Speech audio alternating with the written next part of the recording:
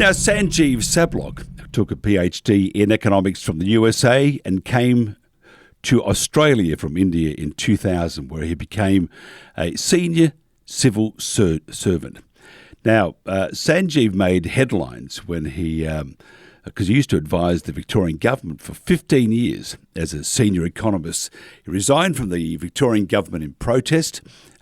He has assisted Professor Gigi Foster in a cost-benefit analysis that confirms the enormous harms caused to Australia by major parties. Sanjeev, thanks for joining us. Nice talking to you, Mike. Yes, tell us about your latest attempt to hold the Australian public health officials to account, and I'm talking about Brett Sutton. I mean, you've raided your piggy bank and you've put up $10,000 for him to prove you wrong. Good luck on that one. It's not a raid at all. It's basically there is no possibility of the money going out from my pocket. If I had $1 trillion, I wouldn't have lost that either. So I could have jacked up this money to whatever I could potentially afford. But really, that's not the point. And it's basically the beginning of the launch of my campaign for the seat of Bulleen. So I contested the seat of Menzies in the recent federal elections from the Federation Party. And now I'm going to contest this seat of Bulleen, and this is the launch of my local campaign in Victoria. This seat is, currently held by Matthew Guy, who is the opposition leader, the Liberal Party leader, and they've been pathetic. Absolutely, the duplicates of Dan Andrews. So I call them Dan Andrews light, the Liberal Party here, or the Labour Party, light. So this is just for me to. So I'm going around talking to my constituents. I'm basically distributing flyers to them, walking around, and I've done it also for the Menzies election. And I'm trying to get people to get over their hysteria. So, what happened here with the elections, the federal elections, they were the fifth such signal for all of us to pay attention to. The first was the West Australian election last year. Then came the Queensland election. Then came the Djokovic incident. Then came the South Australia election, and now the federal. And all these things are giving us exactly one message. And the message is that about 85% of the population of Australia, and I'm using the sum of the votes received by the Liberal Party, the Labour Party, and the Greens. These three party members, the ones who voted for them, they are committed. They are convinced that these parties have done well for them, and the government has really saved them from the great COVID, virus. So they reached a point of a cult. They moved on from becoming a hysteria into a cult. So the hysteria normally dissipates over the course of time. Now they're a cult because now they believe, they talk to each other. They've got social groups, and so they reinforce each other. And on the other side, I've been predicting this as well for the freedom parties, that they would lose very badly because they didn't understand that 85% people in Australia are actually under a state of severe mental insanity. And they were therefore talking to these people. For these guys, the vaccine was the solution for them. Okay. And so the only conversation that the other 12% or 14% of the population, which is the freedom parties mostly, the only conversation they were having with these people who were in a state of hysteria was that the vaccine is bad. And so it didn't really work, right? Because these guys want the vaccine and they want the vaccine mandates. On the other side are the people saying, hey, vaccines are bad for you. So the whole thing was an impasse, and it was a dead end, and it just wouldn't work. So I've been talking about this for more than 20 months, and to anybody and everybody, that the first step is to stop the COVID hysteria.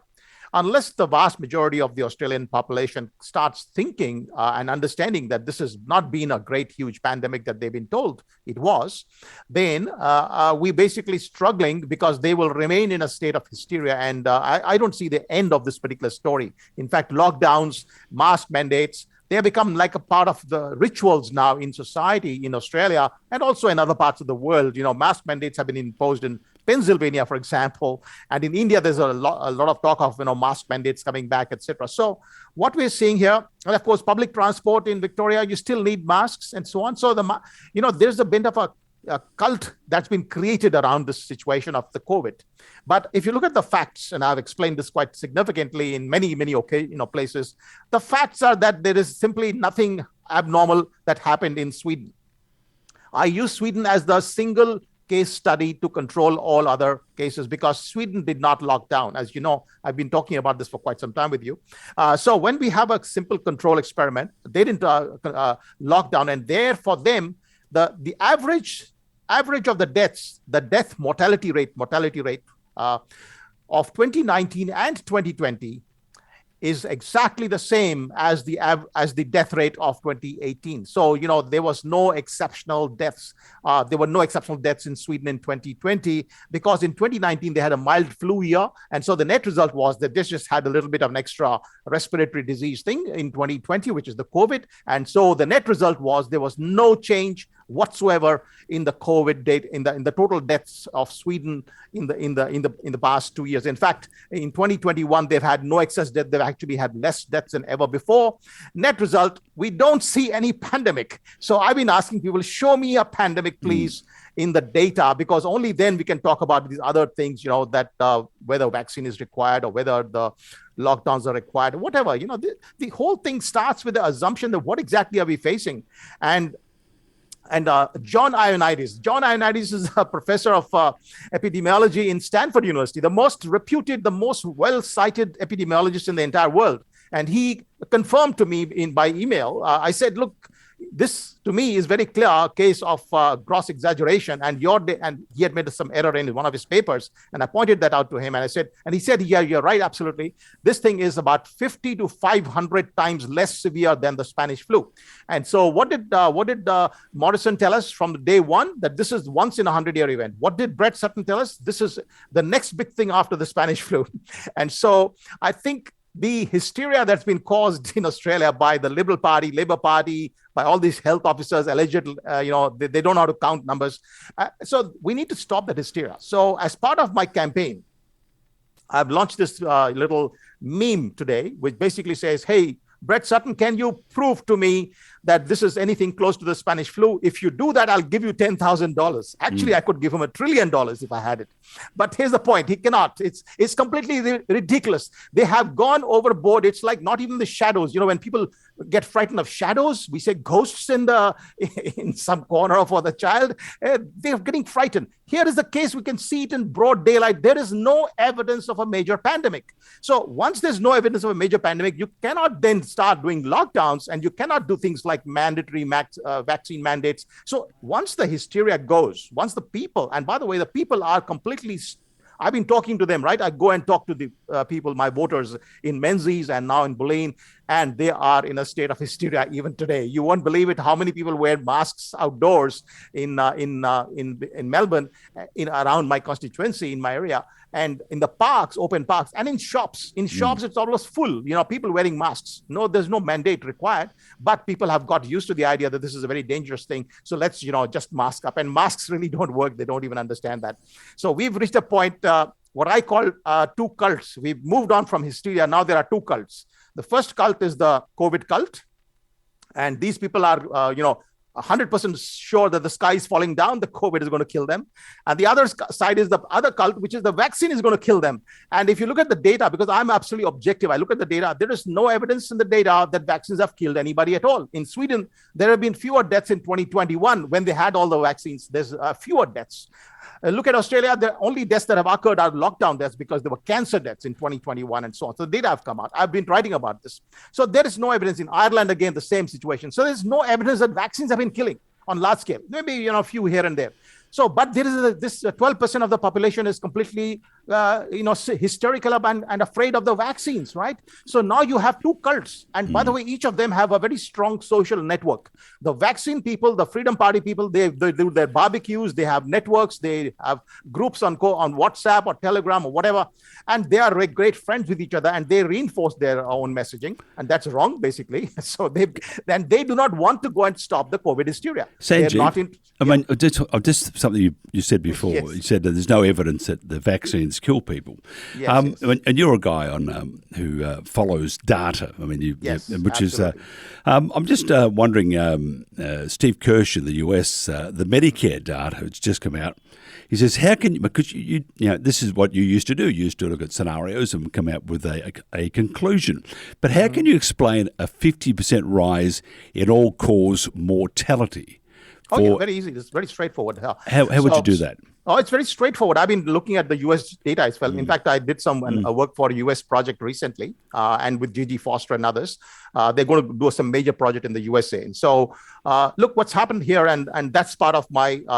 So the overall data, I'm working on a paper right now, a very detailed paper with the help of another data kind of a person, which shows that lockdowns actually increase COVID deaths. So the first thing is we note that excess deaths, where you have lockdowns, there the COVID deaths increase.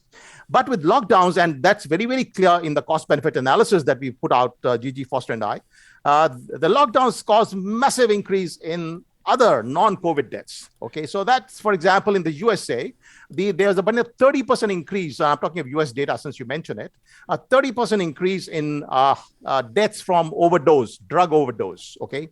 The drug overdose was not vaccine caused. It was caused by drugs. And why did the people take drugs in such a large quantity, and particularly the young? Well, that's because of lockdowns and the tyranny on them. So they had heart attacks and so on. So what I'm looking at data for Australia, for example, when I look at the data, or even anywhere in the world, we need to distinguish heart attacks that have been caused by drug overdose or any such thing, which is a lockdown effect, from any heart attacks that have been caused by vaccines, for example. But hang on, sorry, I'm just, because you mentioned heart attacks and stuff, which is the ways people associate that with the vaccine.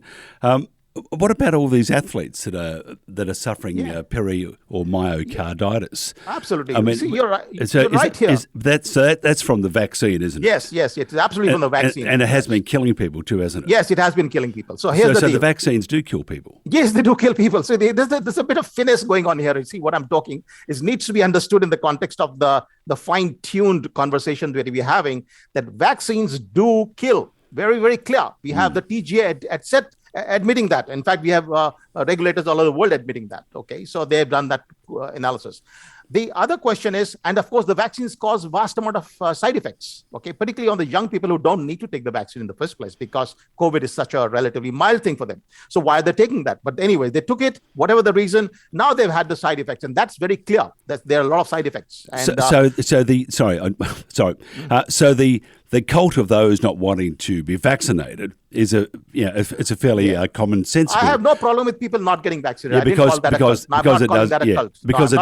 it does actually hurt you, doesn't it? I'm not calling that a cult. Okay, I'm calling a cult only that portion of the vaccine people, which is like 98% of the Freedom Party people, who are convinced that the vaccine is dangerous, and so nobody else should take the vaccine. They are against the vaccine mandates, and I'm against vaccine mandates, and absolutely right with them. They also don't seem to get the point, which is very important, that you can't stop the vaccine mandates when 85% of the people want them, right? And why do they want them? They've got the COVID hysteria. So yes, they're absolutely right. Hang on. The reason why they have why do they have the COVID hysteria? Isn't that because the greatest way to make you do something is the fear of losing your life. If you censor all sorts of things and you come out with this only one conclusion, which is the wrong conclusion because the evidence doesn't support it, doesn't that make you want to? Isn't that propaganda working to its best ability to make that population take their vaccine? If they knew the truth, they wouldn't do it, would they? They wouldn't do it. Absolutely right. Yeah, you're absolutely right. That's exactly the point which the vaccine cultists don't understand. That if the other people, 85%, were not scared and hysterically scared, by the way, that this is bigger than the Black Plague, if they were not hysterically panicked, they would not expect any vaccine mandates, right? So they wouldn't take it themselves in the first place, and they wouldn't expect vaccine mandates. So what we've seen is insanity, really serious insanity. But anyway, the point I was talking about Brett Sutton, the challenge that I've made here, my goal has been very simple. I need to stop the the COVID hysteria. The people who are hysterical about the COVID, they need to calm down. They need to see the facts. And once they calm down, the entire totalitarian regime that we're seeing in Australia will come to an end. Now, the only problem I'm facing is that not a single, I would say maybe two people out of the thousands and thousands of Freedom Party people that I know, only one or two people in this entire group are willing to actually go and do something to stop the COVID hysteria. the only conversation they make is to go and talk about vaccines to everybody else. That's completely wrong. They're no good. Nobody's going to listen to them. All right. So then they come back to me saying nobody's listening. But what are you talking to about them? So I'm going out on my own. I go and I put out a message, a flyer, which is straightforward, talking only about the magnitude of the COVID pandemic being virtually 500 times less than that of the Spanish flu. This is what John Ioannidis has written to me personally, and they can check the email. It's all on the internet. And then I talk about the lockdown harms, and I say that 36 times more harms have been caused, including, by the way, this massive deaths, which are excess deaths all over the world, coming in lockdown countries only. They're not found in Sweden. Please note carefully. Anybody who says that USA has got vaccine deaths, they need to know that Sweden does not have either vaccine deaths or lockdown deaths. Okay, so please note that carefully. And so we only are finding lockdown deaths in countries like USA, a vast number of lockdown deaths. Also in Australia, very strong evidence of that. So we need to show people that lockdowns have killed vast numbers of people all over the world where lockdowns have been implemented. So the lockdowns that have killed millions and millions of people. Millions and millions, yes. Absolutely. And what about the vaccine? I'm just a bit... the vaccines, I can't see anything. In fact, the only data that I saw Australia of the last 2021, the only code, the ICD, the International Classification of Disease, ICD, 10, now it's saying ICD 11, they have this coding of different kinds of deaths. So there are hundreds of types of deaths, people can die from different causes. And the vaccine ones are largely cerebrovascular. That is the ones that are related to the, vascular system and the heart and other things and strokes and so on. And there have been actually 640 fewer deaths in Australia than expected in 2021. We have to go to a commercial break. Don't go away. My guest is Sanjeev Sabhlok here on TNT Radio. I'm with, you would say he's a genius when it comes to data. Sanjeev Sabhlok, thanks for joining us. I just want to, before we get into other things, because we were talking before about the deaths and stuff, OpenVAERS is one of the, VAERS is one of the databases in the US, and I know that very well. Yeah, very well. And it's done on a voluntary basis, so therefore it's. I think Stanford did a Stanford it was actually Stanford that did a study on the effectiveness of VAERS. It was actually commissioned by the US government, and they were told that it was highly unreliable because only about 1% would volunteer information, which makes it 99% wrong. I'm just wondering, though, because you said that the vaccine doesn't kill people. I'm just looking at this, which is only 1%, or does kill people, but it's not anywhere near as serious. I'm just looking at this at the moment, and it says 28,532 deaths.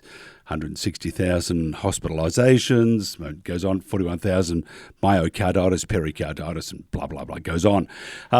That information, is that a guide or a gauge on how bad the vaccines are, or is it just gobbledygook? It is definitely a gauge on how bad the vaccines are because the same incentives apply for the previous vaccines, for example, flu.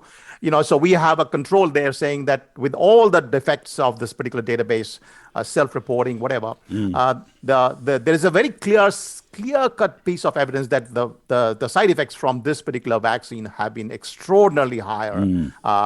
These vaccines, I'd call them, there are many of them, much higher than the comparable flu vaccines. Okay, so we have very clear-cut evidence of that. And so, then it's if you're not a bad word, anti-vaxxer, because it's not a vaccine anyway, but if you don't want to get the jibby jab, you're doing it for good reason because, according to these things, almost 29,000 have fallen off the perch. Yeah, what I've been arguing, and I wrote in the Australian as well in my article in the mainstream newspaper Australian, and on 30th of December 2020, I said that anybody above 75 could consider this vaccine. Okay, so there is a very straightforward cost-benefit thing that's involved in any medical treatment, and we're all aware of that. So if you're really old, you may actually have a higher risk of death from COVID than from the vaccine. Okay, so you got to really weigh these things, and so you make up your own mind. Talk to your GP. I've been saying this for all the time. Talk to your GP or a specialist or whatever.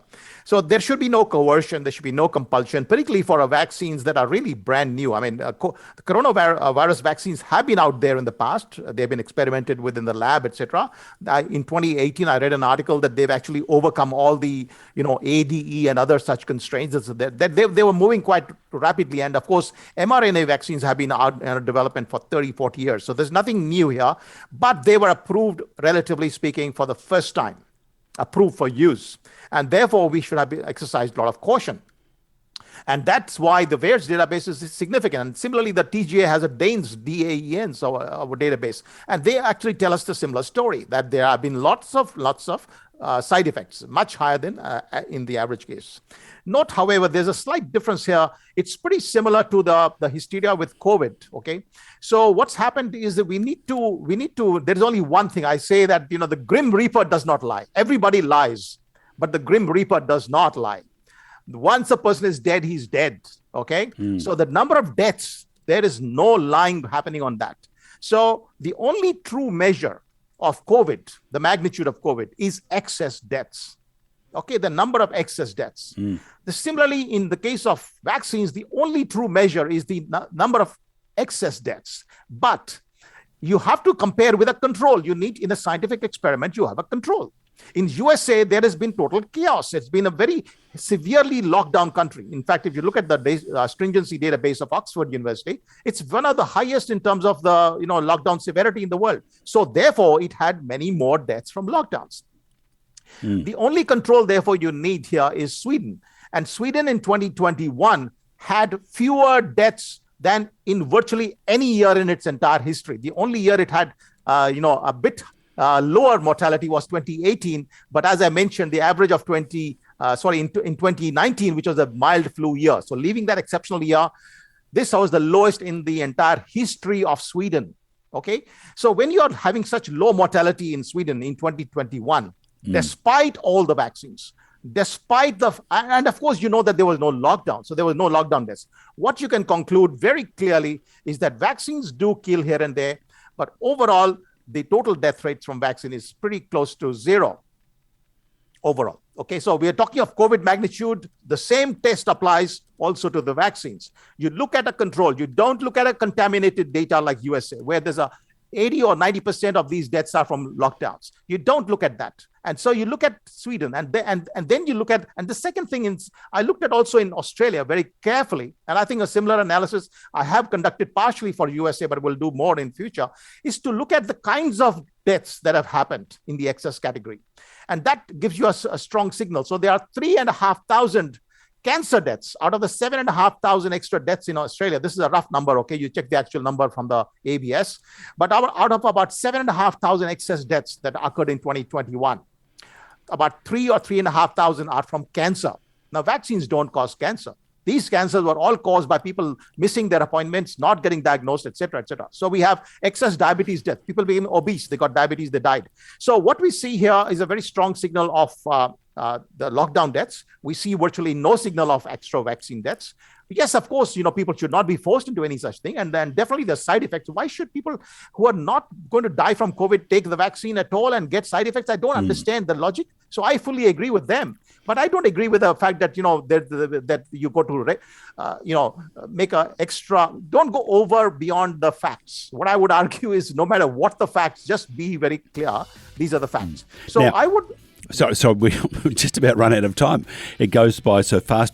Before we go, if somebody wants to find out more, though, Sanjeev, and what we're talking about at the moment and more about you, how do they do that? Well, I'm available on email, sabhlok@gmail.com, sabhlok@gmail.com. That's the best way to connect with me. I respond to virtually every single email, and you can do that. And I can share a lot of information, which I've already published in so many places, for anybody who's got questions. Okay, fantastic. Now, we have to have more time next time because there's many things we want to talk about, things that I don't agree with and things that you can put me on the straight and narrow, as they would say. Sanjeev, thank you very much. This is TNT Radio.